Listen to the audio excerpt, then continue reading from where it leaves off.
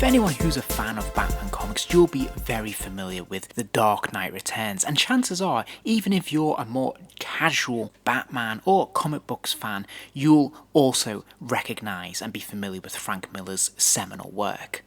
And that's because this isn't just a good Batman story, it's a really important text that changed how comics were perceived in the 1980s. So much so that all these years later, the story still has resonance and still feels relatively groundbreaking, and as such it has managed to inspire many different Batman projects, both on the page and on the screen. And of course there's been a healthy smattering of supporting toys across the years from various different toy lines. So today I thought it'd be fun to take a look at the Mattel offering and give an overview to all the figures they produced for this story. Now I should point out that Mattel had had the DC license for quite a few years by this point, and they produced a very successful line of toys called DC Universe. And those figures, whilst quite diverse in terms of the characters it managed to produce, tended to recycle a lot of the same body molds. But for this line of Batman toys, they would try something a bit different, and they would try very much to emulate the style of Frank Miller's art. And as such, all new body molds were required, and it would make this collection even more interesting for having them in it. And the last thing I want to point out before we dive into the actual figures themselves is that these figures weren't all released together at the same time. They were spread out across a number of years, but they started with the Batman figure. So I'm going to follow suit in this video. So starting with the packaging, we can see this is from the Batman Unlimited series from Mattel at the time, so it had that clamshell packaging. We can see what was at the time the current Batman logo at the top in that banner there, but on the side we have this very nice side panel of art that is taken directly from The Dark Knight Returns. And overall the colouring between the black, the blue and the vivid orange in the background makes this figure look very attractive. You can put this on display on your shelf and it looks pretty nice. Meanwhile, when we flip the packaging to the reverse, we can see there's a healthy bio about the story on the right hand side. Meanwhile, on the left hand side we have another piece of Frank Miller's artwork there taken from the pages of the comic book itself. Underneath that there is a little bit of bio, some key stats for Batman, and then there's an indicator of two other figures that were released as part of this line. All in all, this looks pretty nice, but by today's standard feels very text heavy, a bit clunky, a bit too cluttered, a bit busy, you might say.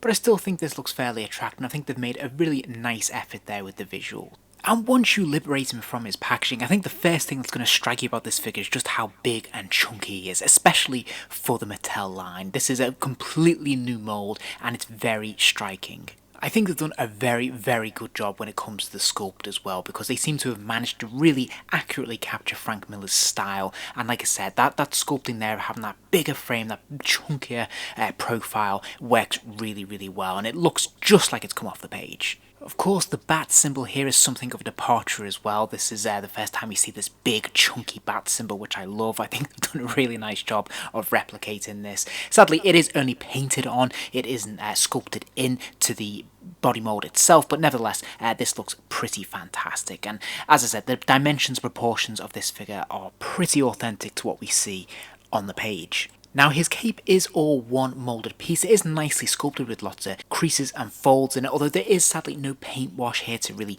maximise some of this, so it is just one matte black, but it is somewhat flexible. It is a rubber piece, but it's quite stiff, but it will let you bend the edges. And whilst I mentioned shading, you may notice in certain parts of this sculpt there are little bits of a black wash running through it to really enhance the sculpt. You'll notice these particularly wherever the muscle grooves are, particularly under the armpits, on the side of the chest, under the bicep, and in the top of the thighs as well.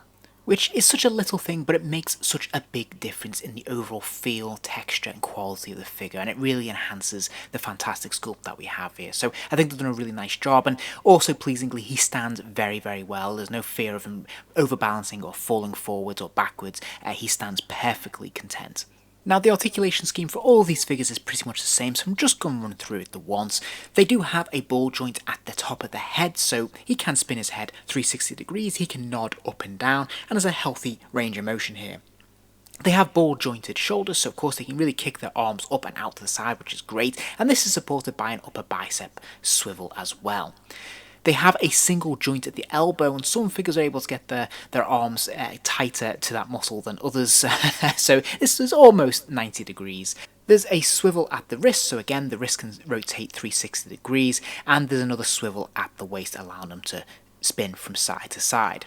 Then of course you'll notice there is an ab crunch allowing the figures to bend forwards and backwards. Now I would say the figure can bend a lot more forwards than it can backwards, and even then it's not a huge range of motion, but it's certainly enough to do the job. But as I said, bending backwards, not so much. There is a neatly disguised hinge at the hips which allows the legs to kick out to the side and kick forwards and backwards a little bit as well. Not a huge range of motion, but again enough to be able to be quite serviceable. There is another single joint at the knee allowing the leg to bend to 90 degrees, and then there's also a swivel at the top of the boot there. And then finally, to cap it all off, there is a simple hinge at the ankle. And for the sake of comparison, here he is standing next to one of the standard Batman figures from the DC Universe line. As you can see, very different mould, much chunkier, but also it just looks like a much nicer produced figure. He's also considerably taller, and all of this conspires to make him a lot more distinctive and visually more interesting than the other figures in this line. Now, sadly, in terms of accessories, he doesn't really come with an awful lot. He does come with a big, chunky Batarang. Unfortunately, mine has been misplaced, but he holds it perfectly well, and it looks pretty decent all in all. And I have to say, I really, really like this figure. All these years later, and despite there being many versions of this toy on the market from various companies, this still stands up as one of my favourites. Now, I should point out that a few years later, Mattel would dedicate a whole line to The Dark Knight Returns, and they would re-release this Batman figure, this time in his blue and grey outfit. For all intents and purposes, it is exactly the same figure, it's just been repainted with blue rather than black, and of course it has the yellow bat symbol on his chest there. But this is obviously still a very nice variant to have, and then they would go on to release Batman in his armoured outfit as well, which I don't own myself, so it's very difficult to judge from looking at photos, but overall I haven't been massively impressed with this particular release. I think maybe it's to do with the paint applications on it. It just doesn't seem to have a lot of detail, a lot of shading on it to make it look more interesting, and it looks kind of clunky and a bit too simplistic for my personal taste. But nevertheless, it is there to complete the collection, so keep an eye out for it if you want to buy the whole set. So next up we have the Mutant Leader. Again, this seems to make use of the brand new mould, the much bigger, brawnier frame that he has. Now, once again, I really do like this sculpt, particularly the head sculpt. I think they've done an excellent job of that, with that snarling open mouth and those sharp teeth. I think it's pretty much captured exactly what we see on the page, which is great. However, overall, my feeling is that they haven't quite captured the body type just right. I think he's a lot more rotund in the comics, and certainly a lot bigger and beefier than we see here. His proportions, for example, don't look quite accurate to what we see on the page, because on the page his head's a lot smaller versus the gargantuan size of his body. But overall, I still think this is a really good sculpt. I think it works perfectly well for the figure. And again, we can see there's some nice choice of shading here and there in some of the key muscle groups, which really helps to just enhance the figure overall. I also think they've done a nice job of the gauntlets, the studs on them and on the belt. I think that looks really cool. Likewise, we can see them again on the feet. And of course, these are all new sculpts, which is pretty fantastic. And somehow all of these colours on the figure complement each other very nicely, so you have actually quite an attractive paint job on this toy. Pleasingly, he fares slightly better than Batman when it comes to accessories. He has a crowbar, and he also has one of those torches as well, which I think is very cool. I think they've done a nice job of the sculpt and the paint apps on this as well, so yeah, this is nice. Overall, I was very pleasantly surprised by the Mutant Leader. I think they've done an excellent job, particularly with that head sculpt. I think that's pretty fantastic. Definitely captures the spirit of the character, which of course was an original character created for this comic series, which makes it all the more distinctive and interesting, and very glad to have him in the collection. So next up we have the Joker, and of course Frank Miller gave the Joker a whole new look, a very different style and body type for this story. And once again, Mattel have done a really good job with this sculpt. In fact, I think it might even be the best of the three figures I've got in my collection. In terms of just being literally ripped from the page, this looks incredibly authentic to what we see in the panels in the comic book. And I particularly like how much care has gone into the paint applications on this sculpt as well. I think it's absolutely fantastic. We can see, obviously, they have the base colours of their teeth, the lips, of course, the tongue, all different shades there, which is great. Of course, we have the green hair, but then it's all complemented by a wash as well. Even the white of the skin has a black wash running over it. It's in the hair there, so everything just looks enhanced. It just looks a little bit sharper, a bit more textured, and a bit more real. His power suit looks to be a new mould, certainly when it comes to the arms. They're a lot puffier and bigger than we've seen on any previous releases, and I should probably point out that the central jacket of the blazer is a soft rubber piece which is slid over the body, so it hides any articulation that might be underneath that, and it looks pretty good. Now it is all a basic white colour, but there is a few bits of shading here and there, especially where the creases are, again just to enhance it a little bit and give it a bit more texture. Each hand this time around is a slightly different sculpt. One is a closed fist, whilst the other obviously is an open hand with a trigger finger.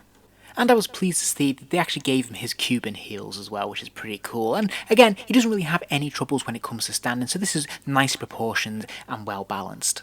And whilst he does enjoy the same articulation scheme as the rest of the figures in this line, I did want to point out it doesn't really work so well with the ab crunch. I can't really get this to work. I'm not even sure if it's there in truth, because I can't peer beneath that blazer. But he doesn't seem to be able to bend forwards or backwards. Certainly, if nothing else, the blazer is definitely hindering that. And then he also comes with a couple of accessories. He has half a batarang and a pistol. Now, why does he have half a batarang? Well, that's because half of it goes in his eye. As you can see, there is a gap in the eye socket, so you can slide this in there, and of course, you can recreate that look from the final confrontation with Batman. Now, I think this works really well. I'm not sure if it needed to be removable though, because without it, it does look a little bit odd, because he's obviously missing his eye there. So I think it would have been fine to just sculpt this in, but nevertheless, it is nice that we have the option to remove it if we want.